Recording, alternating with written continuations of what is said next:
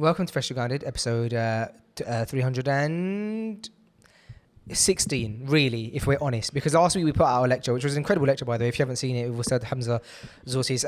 Guys, listen, before you go anywhere, okay, just two important things, yeah? First, we're at 97,000 subscribers here in Freshly Grounded.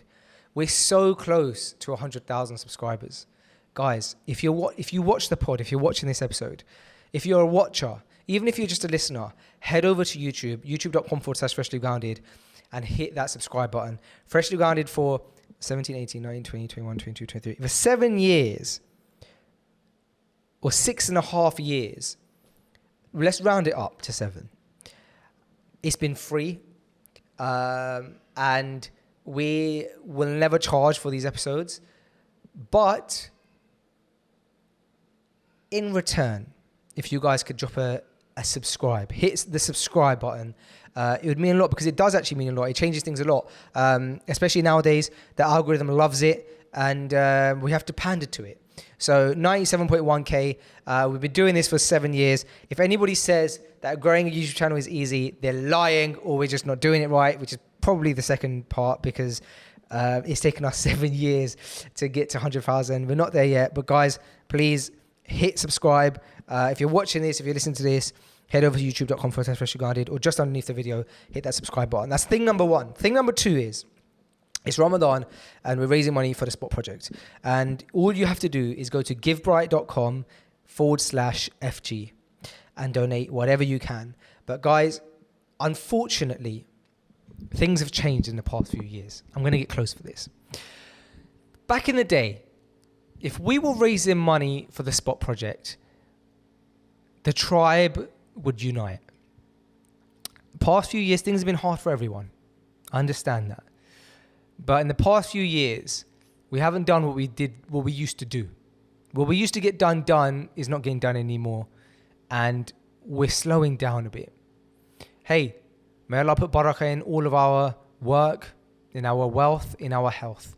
But if we can come together as a tribe again this Ramadan, guys, and hit a large amount so that we can give this money to the orphans. This money is going in, none of it goes into Freshly Grounded bank account or anything like that.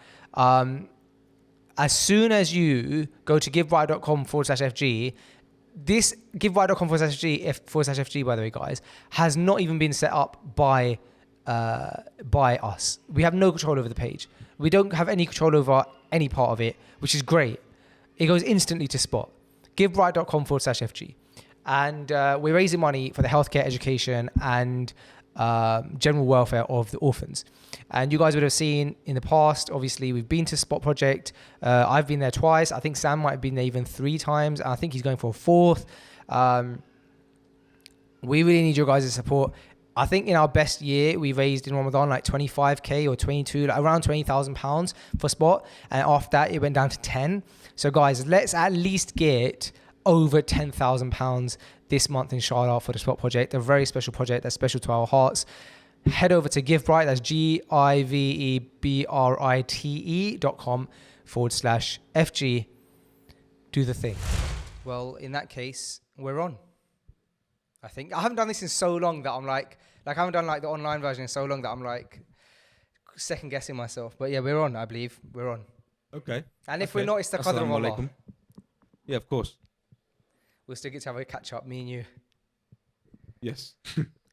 All that effort that you put in this morning. Nah, we should be good. I think everything everything's yeah, good, inshallah. I think so. So Abdul Samad, assalamu alaikum. Wa alaikum assalam. Big man Sam back in the room, 6'6". Yeah. How are you? How you doing, Sam? Alhamdulillah, good. Alhamdulillah, very, very good. Very happy. I'm doing really well. Obviously, it's Ramadan and we're doing an episode, so what could be better? True. I think we always get a couple of episodes in Ramadan. For the last good couple of years, I feel like we've always had some nice episodes in Ramadan. I feel like we're looking back, there's lots of times we've discussed different things through Ramadan and Freshly Grounded. So I thought it was very appropriate to show my face, jump back on, and most importantly, catch up with my old buddy, Faisal. Are you in the OG chair? You're in the OG chair. Yeah, literally. How amazing is that? Yeah, you're in the freshly grounded studio, basically. You got the freshly grounded equipment, freshly grounded chair. Yeah, of course. I like it. We just need to get a canvas up there and ruin your wall. I think the white's quite nice. Looks fresh. Yeah, I don't want to. I've ruined too many walls, man, with canvases just to ever want to do that. Unless we get like a neon sign for you, but let's see how that goes. How's Ramadan? Your setup bro? looks new. Have you got a new setup? It all looks a bit, from what I can see, it looks new a little bit from where you're sitting and stuff. Is it new or? Yeah, I changed the angle. Okay, the angle's different. Yeah. And I like Very dark. turn the lights off and all that kind Yeah. of stuff. Just try to make it better quality, but it'll be a bit buggy on the visuals. But that's just because like for some, I don't know if it's like the heat in Dubai where all of my machinery seems to like run a bit slower. Let me turn the AC on. I just don't want it to affect the sound too much, but it might be better. Yeah, bro, how's the first week of Ramadan been, man? 7 days gone. Alhamdulillah, it's been beautiful, bro. It's been an amazing week. Really, really nice week. Usual stuff. Couple of days to sort of get myself used to it. But yeah, I've been flying the last couple of days, man. Been really busy and really productive and feeling fantastic, to be honest. Feeling really good. How about you? Yeah, good, alhamdulillah. I've got a bit of a plan, nothing major, but just doing this Ramadan with a bit more intention. So specifically with regards to my eating, normally I don't really pay too much attention. I'm not doing anything crazy like, eating 500 calories a day or anything, but I'm just a bit more like, okay, I'm not going to open fast and have a milkshake and a dessert and all sorts until I can sleep. I'm having this exact same suhoor every day, which is just an omelette. It's like an omelette sandwich and a coffee, and that's keeping me going throughout the day. And then we'll have one meal. Last night, my missus cooked a meatball, a spaghetti bolognese. Did you say that you had a coffee at Sahur? Yeah, I mean, I'm having coffees every day, suhoor, yeah. At Sahur? And then you go to sleep afterwards? No, I'm not sleeping after suhoor. I'm sleeping around 9 a.m.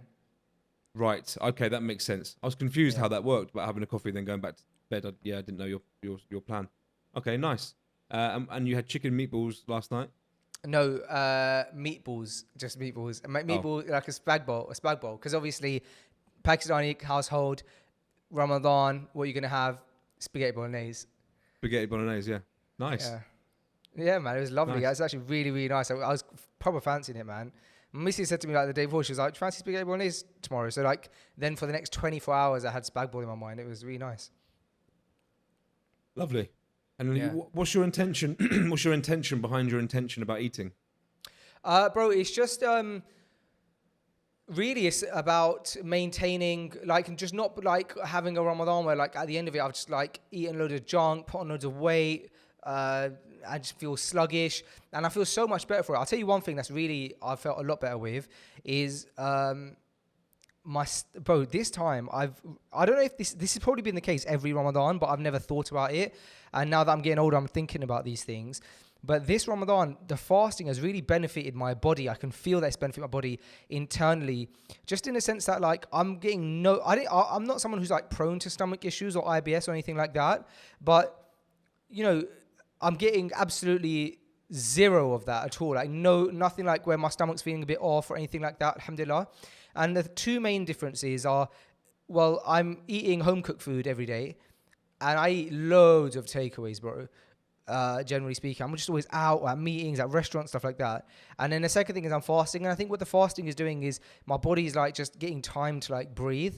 And it's really, I think, affecting me positively, alhamdulillah. So, that's working really well. Have you made any observations with your fast so far? Yeah, I mean, very, very similar to you. I won't probably go as graphic as you just said with the IBS and all that kind of stuff, but definitely feel fantastic, feel free, I feel nice. Again, I don't suffer from issues like you mentioned as well, but I think for example, the first couple of days, like just all bloating goes and you just feel like empty, but in a very, very nice way. And I'm being really, really cautious about what I'm eating as well. To be honest, I'm having one reasonably sized meal at iftar, and that's it. So just kind of water at suhoor, to be honest. You've been doing that for a while, I think. Yeah, I need it. I don't crave to have like lots of food before I go to sleep and stuff. It's been perfect. Just a reasonable amount of water and yeah, feeling good for it. Feeling very good for it. This is obviously one of the wisdoms of why we do it. Like, it is obviously so good for your body to obviously repair itself and all this kind of stuff for a month. And you definitely do feel it. You definitely do feel like the goodness of it very, very early on. It gets to the point, like the first couple of days, like when you're fasting, you really feel it has like an effect on you. And when you break fast, you drink water and it's like, oh my God, I haven't been drinking all day. And then even like the last couple of nights, it's like, I feel like I can have a couple of sips of water and just sit there and kind of be like, fine. But you get so used to it and you don't really, for me anyway, I don't really feel like the need I need to eat loads of stuff or even drink that much. Kind of just a couple of drinks, a couple of sips, and I'm kind of cool to sit there. In fact, I broke fast the other day with some water, and then half an hour later or 40 minutes later, I ate. So like, whereas before it used to be like, as soon as the time goes, it's like bang a date, bang your food, drink loads of water, and like try and get back to normal. Now it's just a lot more chilled approach and just just feeling fantastic, man. Alhamdulillah, feeling good. Yeah, I had to iterate a lot at the beginning because it's my first Ramadan in Dubai. Things are a lot different here. The main thing that's the main difference that I found in Ramadan here, which is probably a bit unexpected because you would think I would say, that the camaraderie of the fact that you're in a Muslim country, and so like, the whole country has a Ramadan vibe to it, which it does. There's all these Ramadan markets and there's adjusted Ramadan timings for people who are working, for the shops, for the malls. There's no music anywhere, and so on and so forth. However, the main difference for me has been that there's a mosque walking distance, or there's actually two masajid walking distance, alhamdulillah, and that the weather is pleasant. And so what's happening is, I've never experienced Ramadan where I'm not panicking to get to Taraweeh. So you got quickly eat and you got to get in the car, you got to drive there, then you're looking around for parking, you finally found parking, you're pushing and shoving your way into the mosque and you're just about to get in there. Bro, it is unbelievable stepping out of your house in the cool summer breeze, walking, and I don't mean to say this in an arrogant way, but I'm just describing it. Like, you're walking past palm trees and you get a pleasant walk, and then you walk straight into the mosque. There's no parking you have to worry about. And actually, after eating, you've done a nice, because I'm going to the mosque that's a bit further away from my house, which is about 10-minute walk, and you're getting a nice 10-minute walk, and you're really digesting that food, and you're walking, and the whole community is walking to the mosque. So you just walk in, and the closer you're getting, the more people you're seeing, brothers from the area, the French brothers, you're seeing the British brothers, you're giving salams, and you're walking into the mosque, and it's just so pleasant, man. Like, so weirdly enough, the convenience of not having to drive and stress about parking. But that's kind of my personality. Like, I'm the kind of guy that stresses over those little things, like the parking and where are you going to park, and what if you don't find a spot and then we're late. And so that's been really, really pleasant, to be honest. And when I say I was iterating, I've been iterating with, like, I had to figure out, like, is it best to go to the mosque? I don't know what time it gets busy and that kind of stuff. So, like, is it best to get there before Maghrib so that I'm there early and then opening it with a date in the mosque and then coming back? Or, like, and so on and so forth. So, for the first 3 days, I tried loads of different versions of that timing, of what time to go to the mosque, when to eat and all of that. But I've got it pretty much down to a T now. So, I've got a routine going, alhamdulillah. That sounds absolutely beautiful. I'm a little bit jealous, to be fair. No, I know. And I didn't. When you mentioned the warm breeze and the palm trees, I can only think about last night when I stepped out of the masjid and stepped into a puddle and then had to put my hood up because the rain was getting in my eyes. So definitely rating your vibe there. That sounds absolutely beautiful. Yeah, I was conscious of saying it because I don't want, like, everyone, because obviously our audience is still UK and we're still, like, Of course. No, I think that's inspiring. I think everyone should be inspired by that.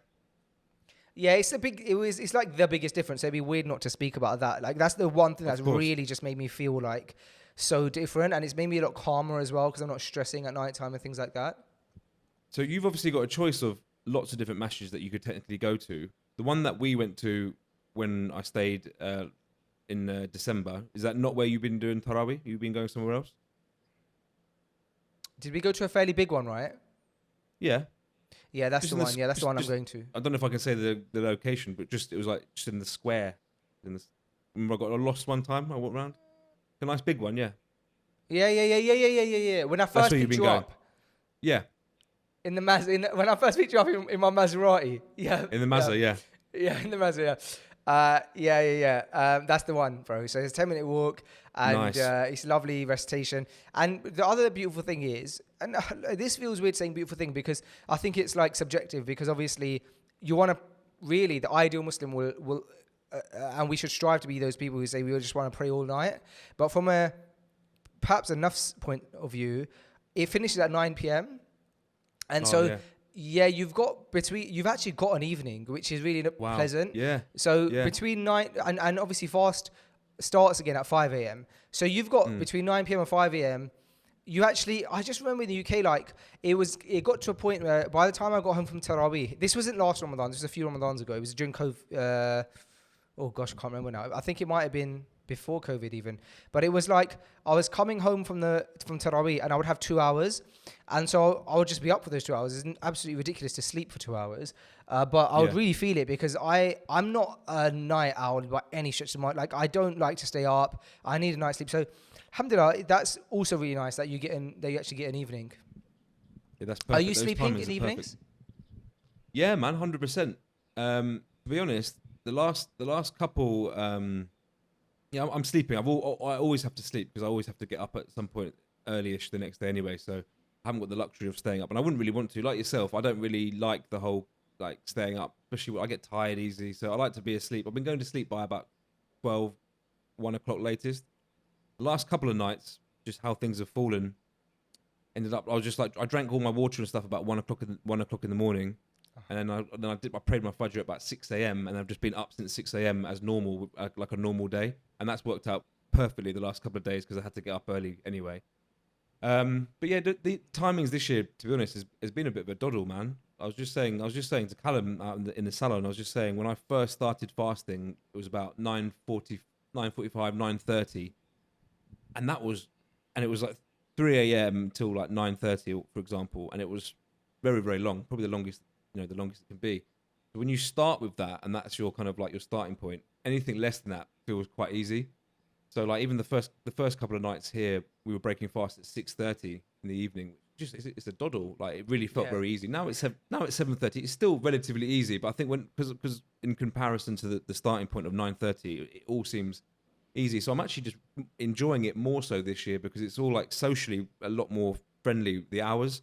It doesn't feel so much like I'm really making an effort to fast so much. You're kind of like, as long as I get a good sleep, which I have been, alhamdulillah, it's been a lot more enjoyable. I think the removing the kind of all the broken sleep and going to sleep for a little bit, then waking up, and then when you remove that, it's become just a lot more pleasant, a lot more easy. So definitely really, really enjoying this year. Maybe even more so than before because I think it just feels a bit easier time wise. Yeah, are you being tactical? You said you're drinking a lot of water. Are you being tactical with the timing that you're drinking it in? Because of obviously, look, Nah. They might call me Big Faze, but Big Faze got a little bladder, so I've got to be careful. I don't want to be up all night on the bog. No, I don't mind having. I mean, without going into detail, I definitely will drink till the last minute, and if I have to get up to go to the toilet, alhamdulillah, whatever. I'd rather that than be dehydrated. Yeah. But no, I haven't been overly tactical. Like I remember, like when the first couple of years of fasting, like loads of people would always have like bottles of water. So like all the way through Maghrib, Taraweeh, they always have loads of water, always drinking. I'm not that guy really. I break fast. I'll definitely drink a couple of bottles of water or a reasonable amount of water when I break fast.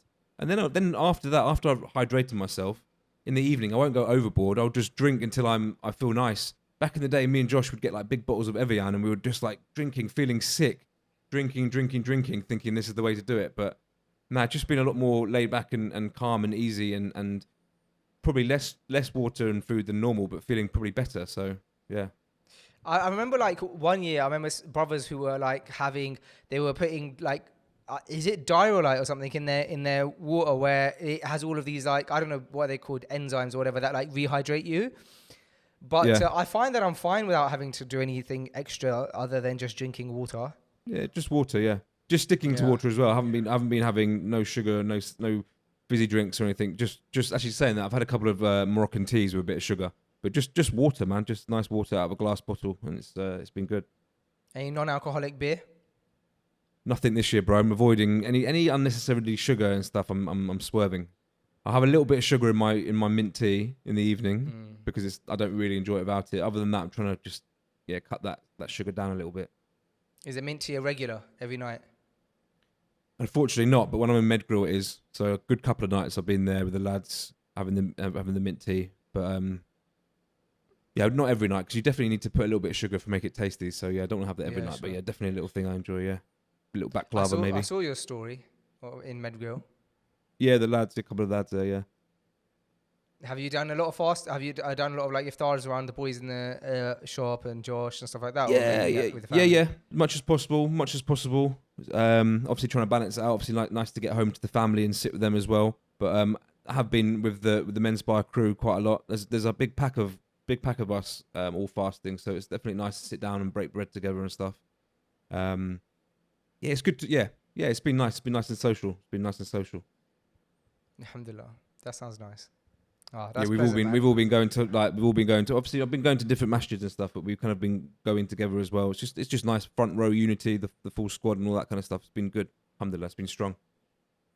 Yeah, it's important to roll numbers, man. Like I always say this, but like the fact that the Prophet sallallahu alaihi wasallam, there was so much emphasis in the seerah of companions and companionship. Like it just goes to show further how important it is, like to have companions and stuff like that, man. I'm like so for that, a bit too much probably, to be honest, 'cause I don't even really enjoy being alone. I know you value your alone time. Yeah. But companionship is important, man, especially in those kind of moments. And I reckon, especially for the boys who are kind of newer to Islam, that you're praying with, for them, they must really appreciate that as well, that you're around them and stuff. Definitely, I think it works both ways. I think the passion and the strength of these guys, like, it reminds me of like when I first came to Dean and stuff. So that inspires me because like they're looking at me. So like it's definitely like it works both ways. There's a mix of like sort of inspiration and everyone just sort of, because these guys are fully booked in the shop fasting. They're staying up all night doing their Arabic lessons at night. May Allah bless them and accept it. They're proper going in and then they're getting up and working as normal. And I haven't seen anything like it, to be honest. So like without saying names, there's some serious respect earned from the actions that I've seen so far. Yeah, man, just very, very grateful to be able to have people around me to fast. It makes things so much easier. We all get it. Obviously, there's a couple of, alhamdulillah, there's non-Muslims amongst us that even, there's actually quite a few people in the company who aren't Muslim who have been fasting every single day and breaking fast. Yeah, so a number of people, to be fair, bro, which is interesting. And just seeing, like, wondering, why are these people fasting? Like, I say to people, like, if I wasn't Muslim and I wasn't God conscious, you wouldn't catch me giving my food and drink up the day. Like, why would you? Let's face it, the only reason that we're doing this is because we're God conscious and we know that this is part of our deen, and alhamdulillah, no questions asked. But for me to not drink when I'm really thirsty, not believing anything bigger than whatever it is, yeah, I don't think I could do it. So respect to the people getting involved, and they've literally been doing it consistently each day. I've even been checking. I said, "What? Are you actually fasting still?" They're like, "Yeah." I was like, "Wow, fair enough." But it really helps. That kind of feeling and that kind of energy it gives off is fantastic. And obviously, just chatting to other brothers that I've got around the world who haven't got so many companions around them, almost doing it by themselves, and the struggles that comes with that. I feel for them. It kind of makes me, like I said, very, very grateful that I've got people around me doing the same thing. It does make it a lot easier. What's the reasons that the boys in the shop give? Because I would think that I would ask why as well. So not even in just the shop. I've got Seamus who is based in Leicester and Nottingham, and he's been fasting every single day. He's been breaking his fast, and then we've got Jordan's been doing it, and then I've got even Brandon. So they're just, I don't know. I think they've all got their individual things. They all know that we do it each year, and they're probably just interested to see how it feels. But why they've continued doing it, I don't know. Obviously, it's amazing, and I encourage it because obviously there's so many incredible benefits. They're probably feeling the benefits. They're probably feeling the physical and mental benefits of the fast, of probably feeling like a bit sharper, a bit fresher, and then maybe they're just inclined to stick with it because I don't know. Allah knows best, but it's very, very nice to see. Like I said, I don't think I'd be doing it if I wasn't Muslim, you know. So fair play. Now I saw I saw a story post yesterday, of a particular individual who was enjoying a nice ice bath in the morning. Do you know what I'm talking about? Yeah. I saw the ice bath and I thought, if I go on the next nap and I see Sam in the ice bath, I am going to give full ratings for Sam to be in an ice bath while fasting. And I eagerly went on the next step, but I did not see Big Man Sam in the ice bath, unfortunately. But I was looking forward to that because I know that you're a bit of you challenge yourself sometimes with these crazy things. I certainly, do you know what? I've never done an ice bath, bro. I'm sure you see it. You probably see it all over the internet as much as I do. It's like it's everywhere, Yeah. and I'm actually like, and I love the look of it. I haven't yet done it, and I will definitely when I have the opportunity.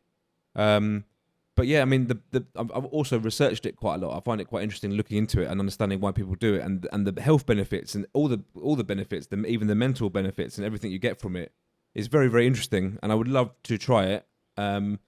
Even the gentleman that we're talking about who recently tried it for the first time is now talking about getting one installed in his house. I thought it was in his house.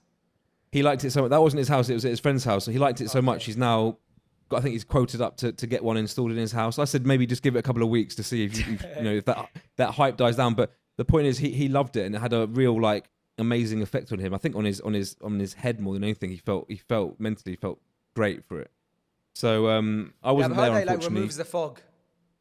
Yeah, lots of things. I think the list goes on of the different benefits. But almost if you can start your day by controlling yourself to be in that that environment of ice cold water, control your breathing and be there, and then obviously dip your head under and all the rest of it that comes with it. I believe it sets you up for the day to be able to do anything really. I think the benefits of it, the list is quite long. I haven't done it, so I can't be an advocate for it and recommend it yet. But very keen for the opportunity to arise. Slightly nervous of it because obviously it's freezing cold water, but yeah, I mean, ratings for anyone who gets in the ice baths because it's definitely a little challenge. We should do it together for Freshly Grounded on YouTube as a challenge. Oh, I don't know how it would work in terms of making sure that we're covered, but there must be a way of figuring it out. Clothed ice bags, does that exist? Yeah, we can wear wetsuits, but that kind of goes against the point of it. Yeah, I mean, I don't even do it. We can film us about to go in, and then once we're in. Yeah, and then to get a good camera angle. Yeah, exactly. So. Yeah, no, I'm for it. I'm for it. If you wanna organise that, we can. I'm all for it, mate. You've heard Let's me do here it when say I'm next in. it. Either when I'm next in London or you're next in Dubai, which I'm hoping is going to be soon. Yeah, next time in Dubai makes sense. Yeah. Yeah, I mean that's a bit easier though, isn't it? Because it's hot in Dubai. It's a bit of a cheat, but I will take it. Yeah. I've been meaning to ask you actually, away from this chat, how is Dubai as a place? I'm sure you haven't probably been into the busy touristy areas, but I've just heard a lot of clients recently who are there, and they've almost asking, what is Dubai like during Ramadan? I've heard different things. You obviously mentioned at the beginning there the music shut off and stuff. What's it like in terms of I know you're not going in the touristy bits, but have you noticed much changed with Ramadan coming in? Yeah, so like you rightly said, I haven't actually. It's only been a week, so I haven't had a need to go into central area. So I haven't really seen what it's like in those kind of areas. I imagine it's not. There's not perhaps not too much to change. I'm not sure. What I do know is. Okay. Malls aren't playing music, at least during fasting hours, and entertainment and music and stuff like that is essentially not happening in public areas and malls. Again, this isn't all fact, by the way. This is what I know, but I think this is the case generally. Working hours are less for all companies, I think, and employees work a bit less. But generally, it's just amazing. And what I mean by that is, the other day, we took the kids to a Ramadan market. So it was really beautiful, bro. There's all these truck stops, with restaurants that were smaller versions of the restaurant, but just in as a food truck. So general restaurants that you would see out and about that have big, stores, mini versions of those, lovely lights, stalls, the shows for kids. There was a masjid where Ustad Abdul Rahman did a lecture in that mosque that day after Taraweeh. There's Taraweeh obviously takes place there. There's playgrounds for kids, and it's all Ramadan themed. So that was beautiful. There's a lot of those kind of things which is really nice. But generally speaking, there's just I don't know. You do feel everybody's doing Ramadan, and you can feel even the non-Muslims they respect it and they know about it. They know Ramadan is happening. Nobody's complaining about it. and everybody's just benefiting from like the lovely atmosphere of it, because the evenings are lovely, everybody's out, everybody's eating. The days are nice because like there's not a lot of traffic and stuff like that. And then everybody's like decorated, their house is nice, there's lights on outside people's houses. Like bro, the other day I got a knock on the door around iftar time, open the door, and it's like a random two small children, and they handed me a foil container of biryani. I was like, oh, Assalamu alaikum, thank you so much. Where are you from? And then they were like, oh, we're from, and then they said their house number. And I was like, that's so nice. Like, it's also nice that it's so safe for them to go around doing that. And then obviously I looked out and their dad was like driving around, like following them in his car, and he's like, gave me salams. Nice. Turns out he's from Birmingham, and he's moved here about 5 years ago. So we had a bit of a conversation after. But yeah, lovely things like that. So you do feel the camaraderie in that sense.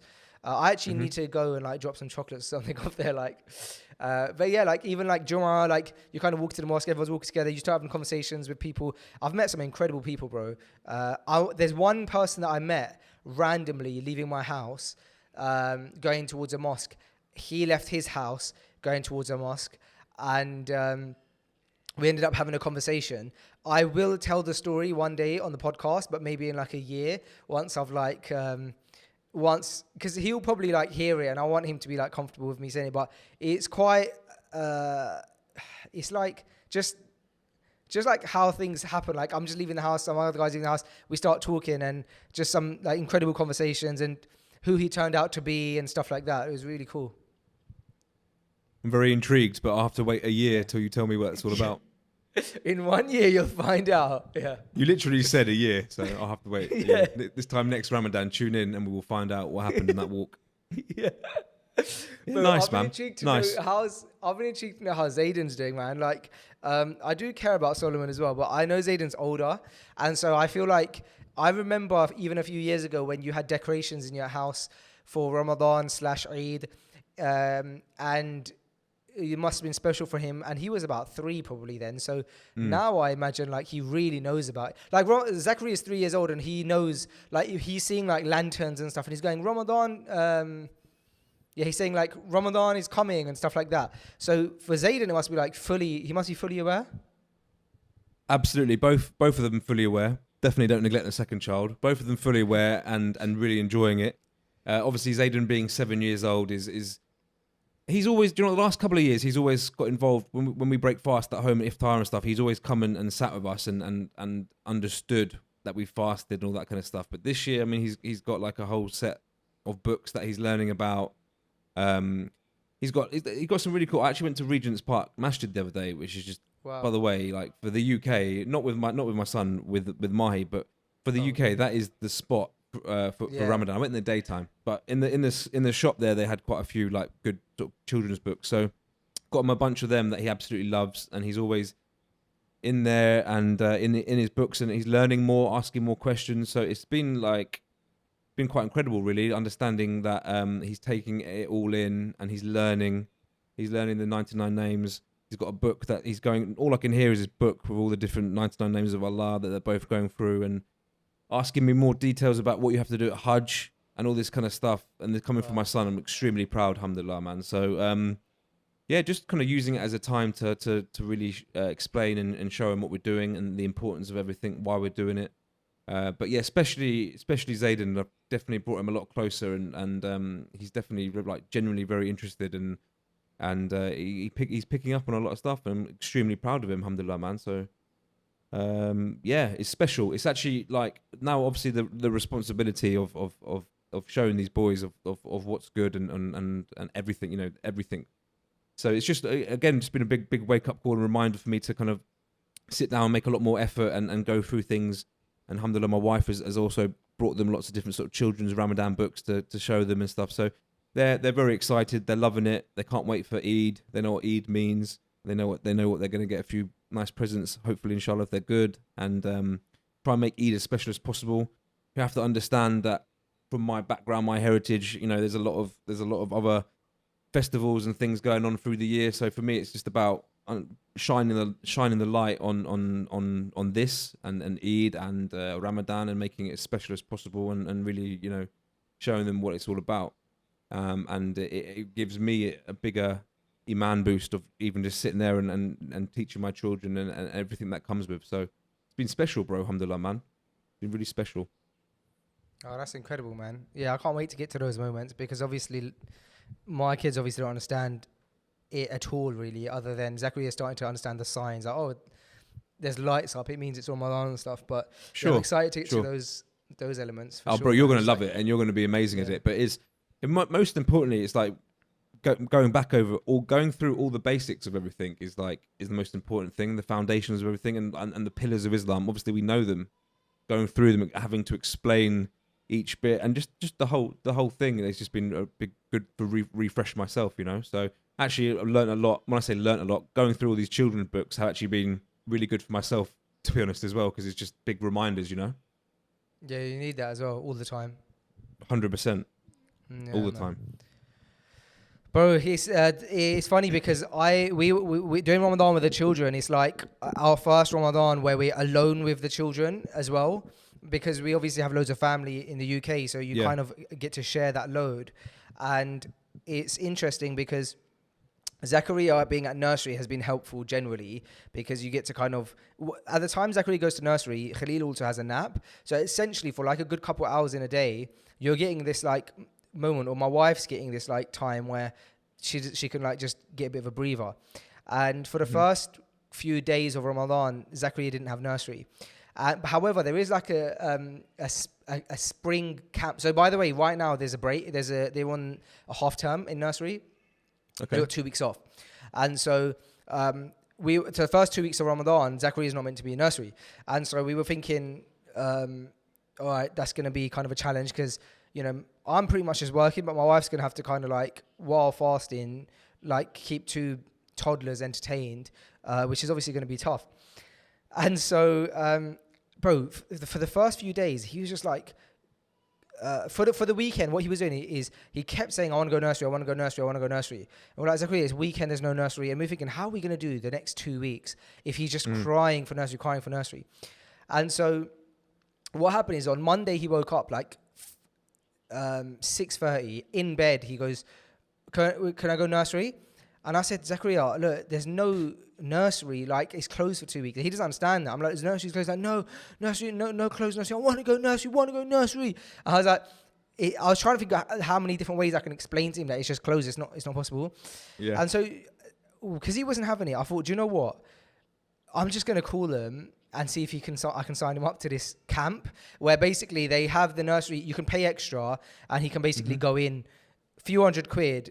You can go in for those 2 weeks. So I thought he really wants to go. It will help us out. Fine. Like, he's not going to get off my back. I crumbled to my 3-year-old child.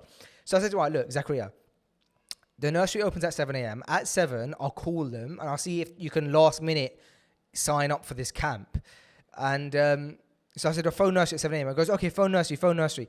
So then 7 a.m. comes and I was just about to call him. I thought, you know what, let me pray my istikhara before I make this decision. Prayed istikhara. And then I went upstairs. I said to my missus, I said, I think I'm going to just sign Zachariah up for nursery because it's like he's asking for. She's like, why are you going to do that? Like, it's fine. We'll make do. Like, what's the point in paying a few £100? Like, he's going to go back to nursery 2 weeks. It's fine. And I thought I was helping her out, but bless her. She was like, we'll figure it out. So I was like, all right, cool. Bro, a couple hours later, I get a phone call from the nursery. I answer the phone and the teacher, she's like, oh, this is Zachariah's teacher. And she's like, we were expecting Zachariah at nursery today and he didn't come in. And I was like, that's odd. Why were you expecting him? And she was like, oh, remember we were in London, bro, earlier in the year? Yeah. So she goes, because you missed some of his schooling then, he's owed 2 weeks. So Oh, wow. he can come in for the next 2 weeks. I was like, that's mad, bro. I was about to pay a couple £100 for that. So I was like, all right, perfect. I'll send him in tomorrow. So alhamdulillah, he's been going nursery. He's happy. Mrs. is happy. Everyone's happy. And it saved me a couple £100 nuggets. Yeah, bob. save those nuggets. He must love nursery if he's trying to get to nursery He that loves bad. it. Loves good, it, man. bro. Yeah, alhamdulillah. That's amazing. Loves it. That's amazing. Yeah, And he's you going to saved have to a couple of quid transition as to well. a primary school like 2024. So next year, like a year and a half. That's going to be horrible for him because he really likes his nursery. Yeah, but inshallah he'll love his school even more. Well, Nah, Let's see they what's start you off. They start you off soft. It's all about your friends and stuff. They'll start you off soft. Yeah. This is the thing. They lure you in, and it's like it's easy, and then it gets progressively harder. So I'm sure he'll love it. The thing is, though, I feel like maybe in schools in the UK it's a bit more even grounded because all of the schools are, well, unless you take your kid to private school, I would have taken my child to normal state school in the UK.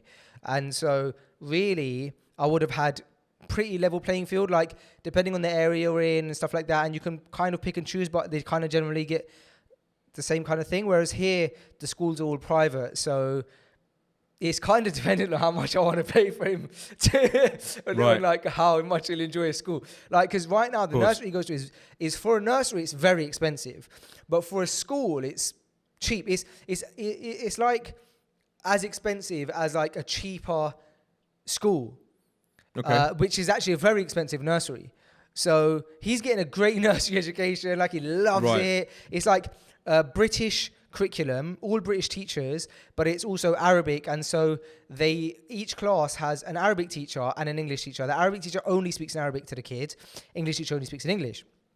And English teachers are all from the UK. You chat to them in London, they've got London accents and stuff, and they're just like learning so much. And they're voted as, they're in the finals this year for best preschool education in the whole of the UAE. Wow. So yeah, and that was kind of by chance. Like I actually chose it because of the Islamic element, because it's like a Muslim nursery. But yeah, alhamdulillah. So obviously he's in a good nursery right now. Now, can Big Papa Faiz afford to put my kids in the equivalent of or does he want to part with that kind of cash? We'll have to wait and see. Of course he does. Well, it's for your children's future. If you want to see my children in a good school, they better hit that subscribe button. Is what I'm saying.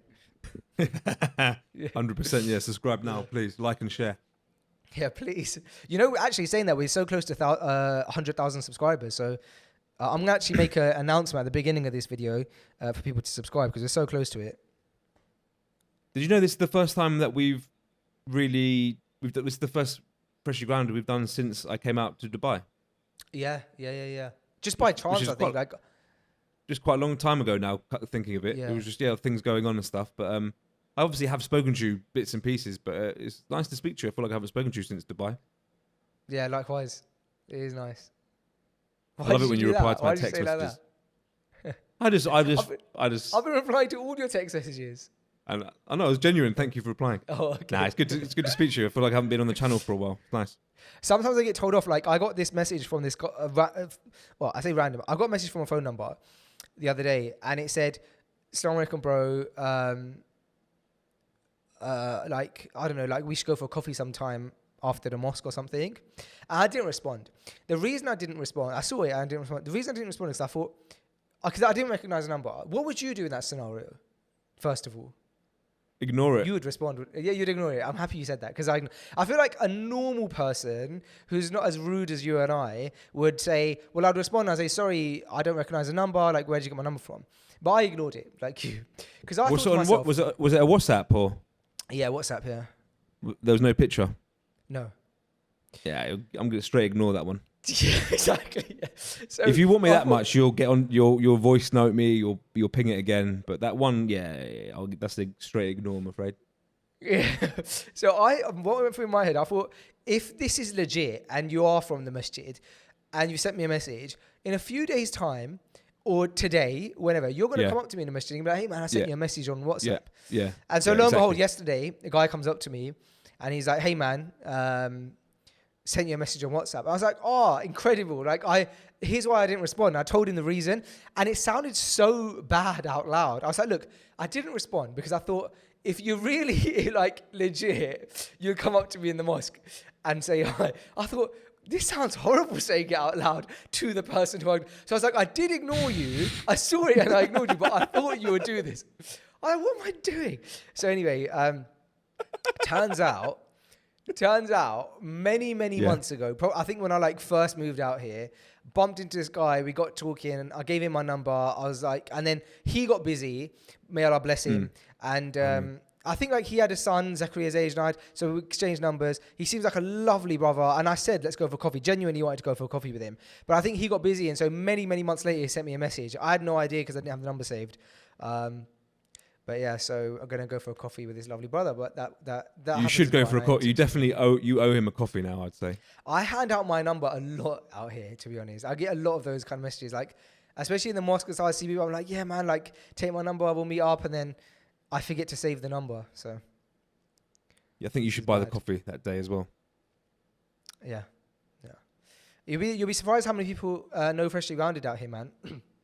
I was just going to say, literally last night, I had my dinner and I was standing outside the restaurant filming in on Louise, who was having his dinner, because I had just sent him a funny message and I was trying to get his reaction filmed.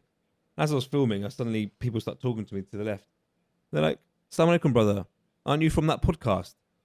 And I was like... I always get that, yeah. From that podcast. I was like, yeah, I was just doing I was filming Louise at the time, so I was carried on doing what I was doing. I was like, yeah, I am, yeah. Hello, brother. Assalamu alaikum. I'm Sam. Pleased to meet you. And I met these 3 fantastic brothers. And big up yourselves, because I reckon you're going to watch it, because they say they watch Freshly Grounded. And they said, "Oh, it's funny. We just saw you. Obviously, you posted a reel yesterday of me or whatever." They said, "Oh, we just watched the reel of you, and now we've seen you." And yeah, I thought it was nice. Alhamdulillah, nice, good set of brothers. So big you up if you're listening. Yeah, Freshly Grounded. Go on. Yeah, my most interesting interaction here was in the mosque. After we prayed, a brother, this brother looked solid, bro, like a real man's man. And he, Allahumma barik, he said to me after, he said, "Oh, I recognize you from the podcast," something like that. And I was like, "Oh, thanks, man. Like that's not that frequent out here, and it was really nice, and I appreciate that. Like you watch the podcast, please keep watching, and so on and so forth." I don't know if I said all of that. Maybe I'm just like making it sound better for a thing, but we definitely like got along. And I said to him, "Where are you from?"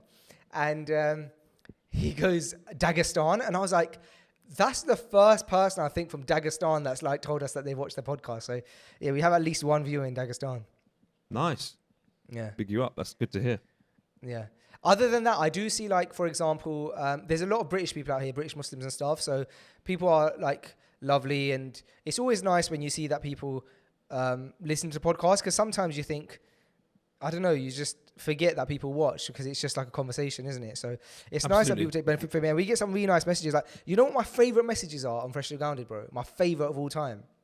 This will probably feel weird because, as you know, we get some really lovely messages. But my favorite are ones, and we've had a lot of these recently, where someone will send an email or a DM and they'll just like, won't write their name, they won't write anything, and it'll be like, "Assalamu alaikum, really benefited."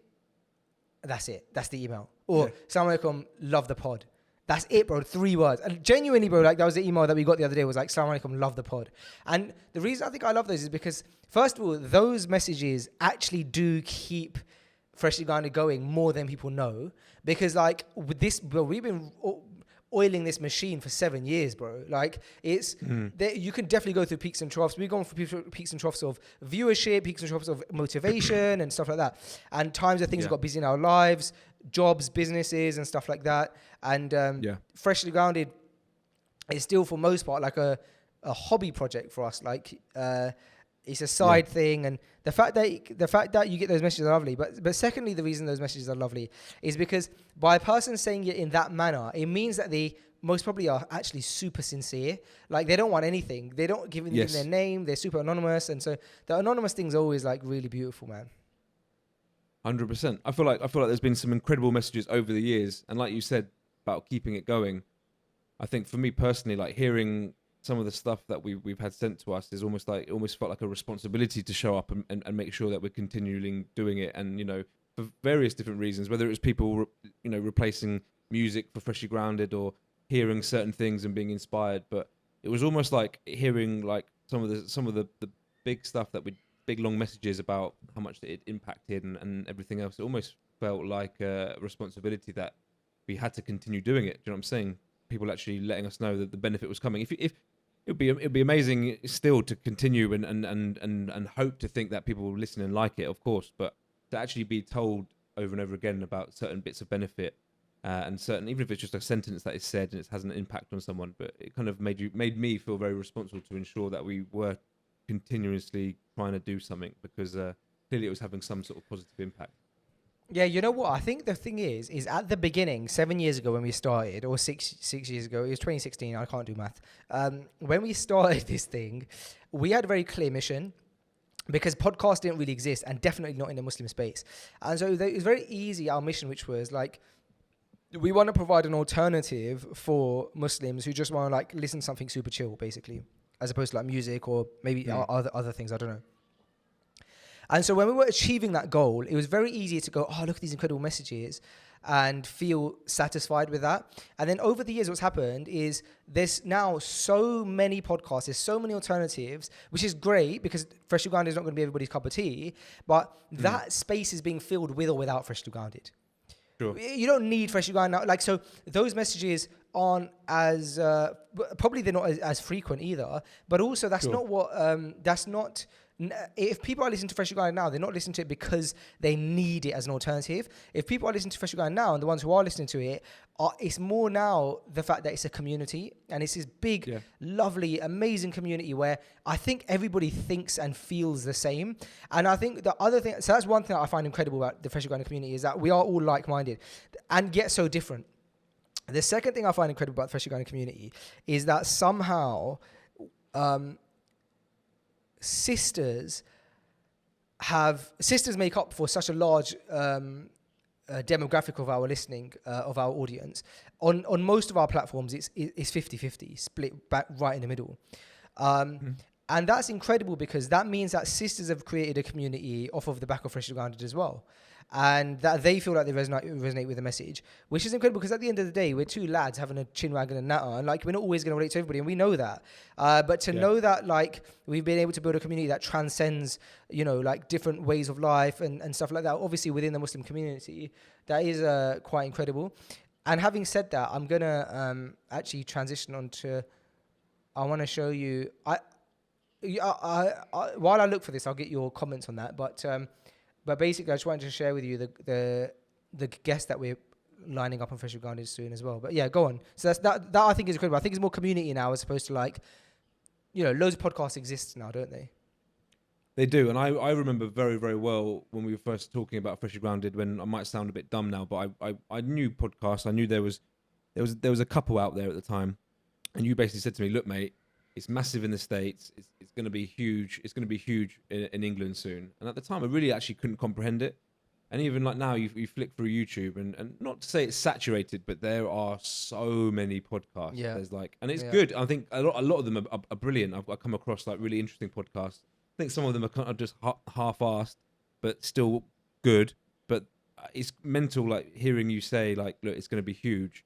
And now you can't get away with it. Podcast is an absolute normal thing, and I just can't believe actually how many podcasts actually exist. It's kind of like, it makes me think, why didn't they show up earlier? Because they're some of the best types of entertainment. You get interesting people on a podcast. It is for me the best thing to put on ever. You know what I'm saying? So it's interesting that you say that about what I said about America, because that used to be my pitch. Like when I was explaining podcasts, I'd be like, look, they're big in America. They're going to get big in the UK. Like I promise.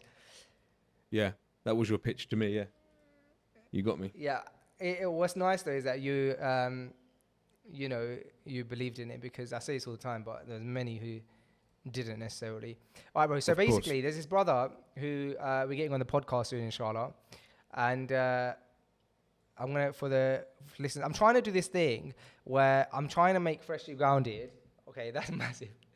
Can you see the screen now? So his brother on Instagram, Allahu Barik, Revert to Islam. And very inspiring content, bro. Very inspiring content on Instagram. I've only seen a few of his clips, right? So let me just take that off the screen. So I've only seen a few of his stuff on the reels, but really inspiring stuff, especially for people who are like trying to learn new surahs and stuff like that. He's essentially sharing his journey of learning new surahs on his Instagram page. And it's incredible. Oh, it's so inspiring, bro. So anyway, I got in touch. And we're basically arranging a podcast with this amazing, like, very inspiring brother. Obviously, the first thing you see when you see him is his tattoos. And so, like, you can paint a very, like, stereotypical picture when you first kind of see him. And then, like, yeah, you just scroll through his content and stuff. It's just incredible things. I was going to say, the reason I shared that is because I'm trying to, I want to do a better job at actually being more transparent with Freshly Ground audience about our plans, what we're doing, conversations we're having, stuff like that. The reason I want to be more transparent is because I've always like stuck to this. I've like felt safety in that hadith where you kind of speak less and you do more, or like you don't talk about your plans. But I think that talking about the fact that Freshly Ground is such a community, it is important to like talk about kind of what we're thinking, where we're going, the discussions and stuff like that. So that's one of the things I want to be a bit more transparent with that. Another thing I'm going to start a Freshly Grounded newsletter for email, on email, so we can start being more interactive with you, with the viewers and stuff like that. But yeah, hopefully you're going to have this brother on very soon. Nice. And when you say transparent about the podcast, in what sense? Just like, I think we talk about like our lived experiences all the time in the podcast, but we don't necessarily speak about on purpose, like actively, with good reason. We don't speak much about our private lives too much. And I think there's an element of our private lives that we can speak about more and be more transparent, because I think transparency is what gains trust. And I think we trust our audience a lot, they trust us. And so we can definitely speak about our private lives that's not like necessarily private in terms of like family and things. So like you can speak about like, oh, we DM'd this guy on Instagram because we thought he'd be a cool guest for Freshly Grounded. We got in touch, he's coming down and stuff like that. Like, you know, these are conversations that I wouldn't ever normally have on the podcast. I just like have the guy on the pod. But, you know, when we had Mufti Menk on the podcast, we were speaking about it for loads before, when we like the Moeen Ali situation and stuff like that. So yeah, I just want to be more community driven. Yeah, nice. I've seen that brother on Instagram a couple of times. I've seen he's travelled around, always wearing a throbe. I've seen him in Turkey and all sorts, and yeah, reciting a lot of surah and stuff. So yeah, very interesting to hear a bit more about his story. Yeah. Do you resonate a lot with this? For some, I feel like it might just be the algorithm sending these things to me, but I feel like in recent months, there's been like a huge wave of UK, like British people becoming Muslim. I feel like I'm seeing that a lot. Again, might be because I'm in Dubai, so it's like the algorithm sending it to me because it's like it doesn't feel like I'm from the UK. Bro, but how do you feel about that? Do you feel like, I don't know, like you resonate with it? Yeah, I see a lot of people becoming Muslim these days, bro. Especially like through COVID and after COVID, and now I feel like we're living in a time where maybe the world has changed a little bit. Certainly feels like it's changing or changed a little bit since COVID, and you know, maybe everything that goes on behind the scenes, that, you know, if you care to sort of research what's going on with like economics and all things like that, I think there's a lot going on, and I feel like a lot of stuff's going on which has kind of led people to kind of really like reflect upon like their lives and their purpose and what really is going on here. And I feel there's been like a wave of people coming to the deen.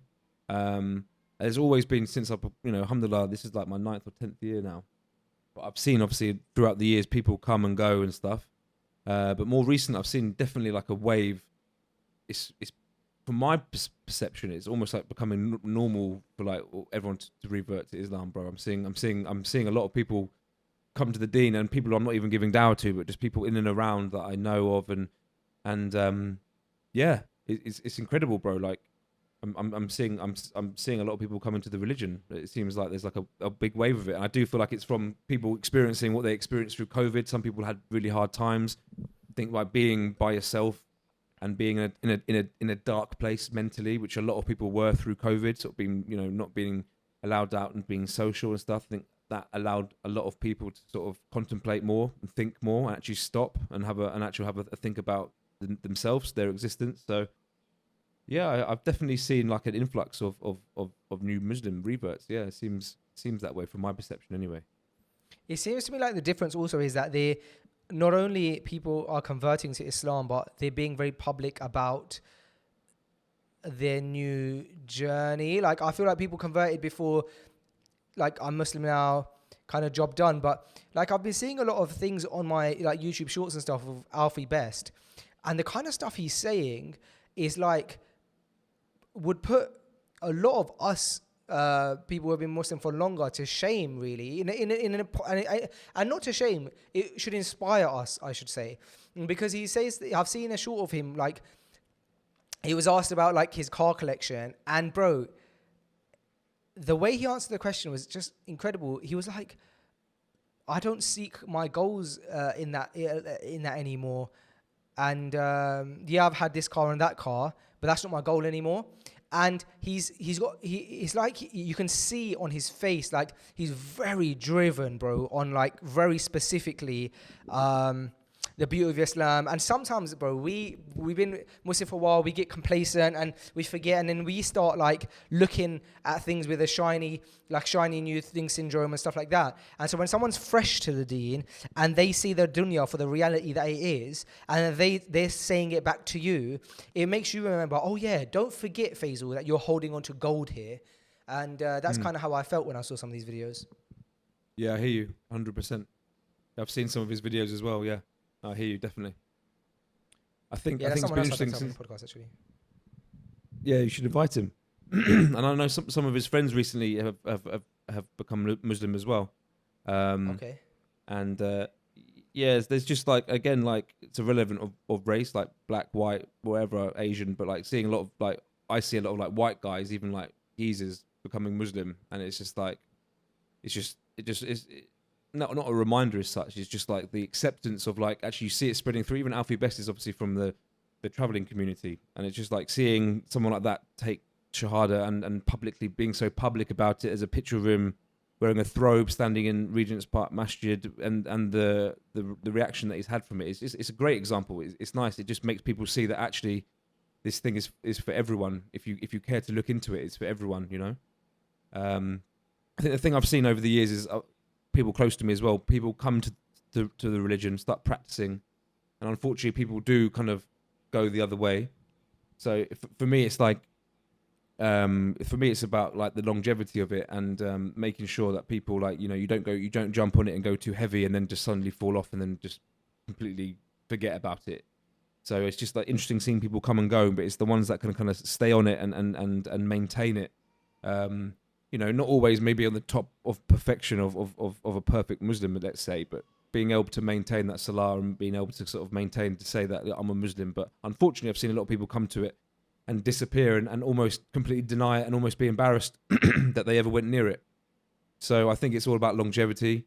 You know, this whole thing it's not a race. It's a real marathon. It's a real long marathon. And it's about trying to keep it consistent and keep your deen there. So for me, it's the long game. So it's incredible. Everyone, you know, this influx like I'm talking about, but it's the long game, and inshallah people stay steadfast and hold on to it, you know, because holding on to the religion is like holding on to a hot coal. It's difficult, but that's the most important thing. Just shahada and suddenly like looking like a Muslim and growing a beard and everyone thinking you're Muslim is one thing, but to maintain that and hold on to that for the rest of your life till the grave is the most important thing. So it's from my observation and what I've experienced with people, it's about, you know, slowly build up and just try and find your place and continue to obviously gain knowledge and grow, but just don't go too intense and then just fall off, because it's a very sad thing. I've seen people come and go, and like I said, people almost embarrassed that they ever went near it and completely deny it, you know. So yeah, it's the long game, you know. It's the long game. Yeah, consistency, like you said. Yeah. Yeah, man, it's true, man. Even I've seen that. Not probably as much as you, but for sure I've seen that, man. And it's sad when that happens. Yeah, it is sad. My point is, it's great everyone coming, but I think the main thing is holding on to it and building your foundations and never letting go of it, you know? Because it's, you know, it's hard when you're coming from different backgrounds. You've got pressure, friends, very easy to, like, you can come to it. You can very easily be taken off it by the shayateens and all sorts. So I think it's about building those strong foundations and getting the right changing people around you. And stuff, yeah. You have to. It's essential. I don't think you can hold on to.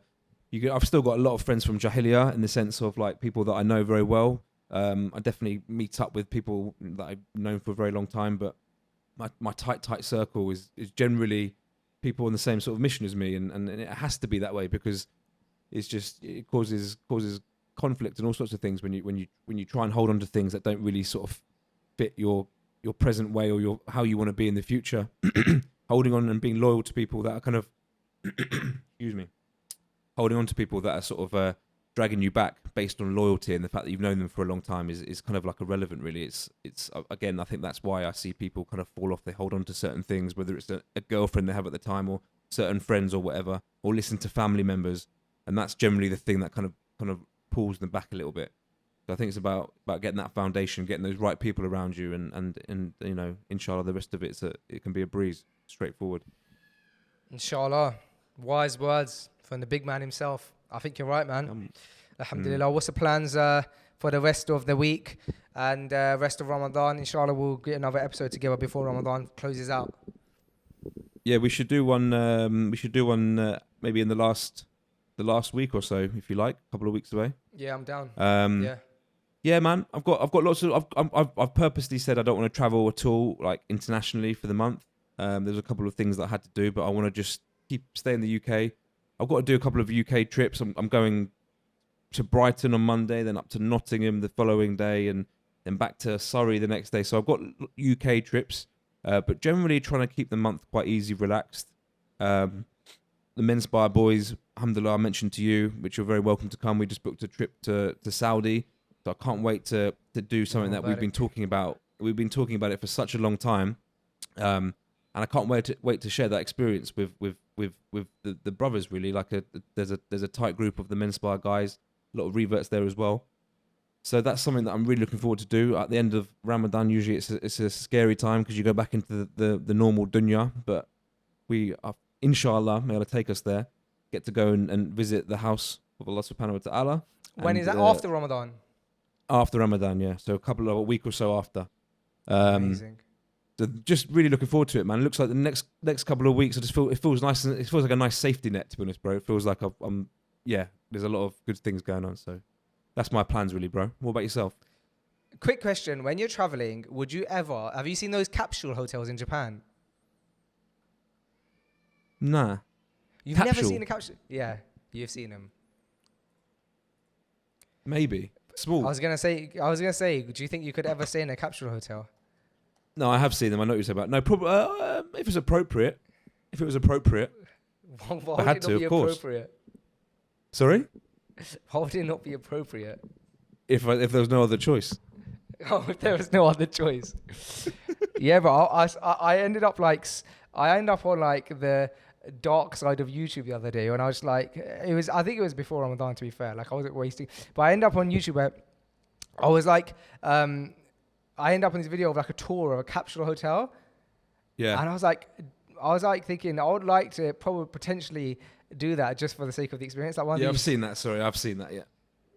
I can't imagine you enjoying that. Nah, if I had to, I would, but that's not really my cup of tea. Yeah, the person, or like one of the people that I saw on like the videos showing that was like, it was the worst night's sleep of my life. Really? Yeah. That's not ideal at all. You can get some luxury ones though. Yeah, cool. Yeah, for me, just bro, Ramadan. Like Ramadan, I've been keeping it really private. Is that the word? Not private. What's the word? Like I've been alone. I've really enjoyed it, bro, because I haven't had too many things scheduled with other people, and therefore I've been able to just enjoy being in this routine of like doing iftar when I want to have like my iftar. So what I'm doing is basically, there's a mosque that's a 10-minute walk away, which is one that you were saying about, but there's one that's a lot closer, which is about a 2-minute drive. And so what I've been doing, but they do maghrib 10 minutes after the adhan. So the iteration that I found that works best for me is because I'm not trying to eat a meal and then another meal, and I've essentially before Maghrib had a whole meal and after Maghrib had a whole meal, and that's what I would end up doing if I had an iftar and everything. But also, so what I'm doing is I'm getting my iftar ready, the meal ready, like it's ready for me at adhan time basically. So I'm having a bit of it. It's probably not optimum, but this is what I'm doing. I'm having a bit of it, and then about 3 minutes before, after I eat for 7 minutes, right? Then I leave the house, drive 2 minutes to the mosque, make it for Maghrib, pray Maghrib, come back, and then I've got 45 minutes until Isha. That's when I finish off the food, have some tea or whatever, maybe a snack, and then I walk then 10 minutes to the big mosque for Tarawih, and then I'm done by 9, home by 9:30. And then what, you go to sleep soon after that, or do you stay up for a bit, do bits? I end up doing bits because the Tertil guys are all based in America, and so Yeah. a lot of communication comes in from them around that time. So I'm just like doing some bits and bobs. But generally, bro, I try and catch up on Quran. I'm trying to recite the Quran throughout the month, and so I'm pretty much on track with that. So I'm like catching up on bits of that, but yeah, I'm in bed early. Like most of the time, I'm in bed by 11. If I can be in bed by 10:30, I'm in bed by 10:30, and then I'm up at 4. And then today I didn't nap, so I've been up since 4, and that's it. Like I'm up for the day. So some days I'm up from 4 and I'm up for the whole day, and other days I'll try and catch a nap. But today's been busy. We've had the podcast, we've had some work for Tertil, bits and bobs I need to do, payments, billing, things like that. It's the end of the month, so paperwork, stuff like that. So busy. Yeah. Nice. Cool. Decent. May Allah bless Decent. it. Oh, bro, it's so interesting you said decent because we just scheduled a bunch of clips to go out on Pressure Guy on Instagram, and the one that's coming out, I don't know when it's coming out, but it's the one. Did you say decent because you've seen it? Did it come out already? It's the one that's like, it's the one where it's like, you're like, there's this nice place, and I'm like, oh, it's decent, and you're like, what? And I'm like, decent. You're like, what are you doing? And then you just said decent. And then at the end of it, it's so funny because then I was like, all right, sorry, I won't say it. And then at the end of it, you're like, yeah, it was good, it was decent. Very, very funny. I thought it was funny yesterday when I said grill, but that's normal. I would describe somewhere as a grill, and you're like, what do you mean grill? Do you mean a restaurant? And you're like, I didn't. No, what's really funny is that the guy our editor didn't put this on in the subtitle, but you'll hear me faintly that at first I said, well, the things that you put in your mouth. Oh, it was a good times, man. Funny. All right, we have to end this pod at some point, man. We're fasting, so I'll let you go. It's going long, isn't it? It's getting really long now. It's a nice sized pod, man. It'd be good, inshallah. Yeah, I could actually continue talking to you for a while, but we better end it there. My battery on my phone's about to go. But let's book in for another one before the month's out. Yeah, it'd be nice, man. Especially if you're staying towards the end, that would be nice because it'd be closer to your Umrah trip. It'd be last 10 nights. We'll see if I'm still doing good with my food, and see if you're still back in just water for suhoor. Yeah, I probably will be, but yeah. Yeah, well, inshallah. You're a big man. You might get too hungry. You might get hungry. Trying to cut down the belly a little bit, inshallah. Inshallah, man. All of us are, man. Getting older. Ain't getting any younger. No, we're not. All right, bro. Thanks, guys. That's the pod. Thank you for watching. Good to speak to you. Assalamu alaikum. Wa alaikum assalam wa rahmatullahi wa barakatuh.